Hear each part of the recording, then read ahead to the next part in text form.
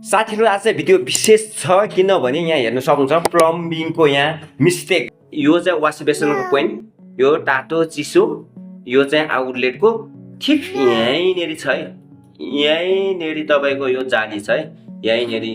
अनि त्यसपछि यहाँ हेर्न सक्नुहुन्छ यो बीचमा यो 1.5 इन्चीको पाइप यहाँ ठाडो पारी राखिरहेको छ।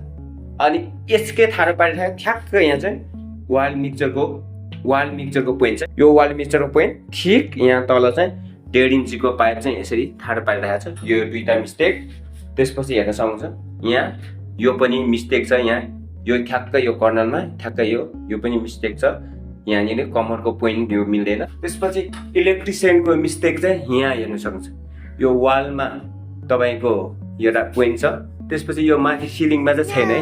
यो सिलिङको यो बिचमा चाहिँ सेन्टरमा चाहिँ यहाँ लाइट पोइन्ट हुन्छ, यहाँ साइडमा छ। मिस्टेक गर्ने प्लम्बिङहरूले चाहिँ काम पनि बिगाड्या हुन्छ, रेट पनि बिगाड्या हुन्छ। फेरि चाउहरूलाई फेरि यस्तै सस्तो गर्ने प्लम्बिङ चाहिन्छ, त्यस कारणले गर्दा पनि यस्तो बिग्रिन्छ। साथीहरु च्यानलमा नयाँ हुनुहुन्छ भने STP electric plumber YouTube channel subscribe गर्नु होला। नयाँ हुनुहुन्छ भने सुदीप सुनवार फलो गर्नु होला साथीहरु।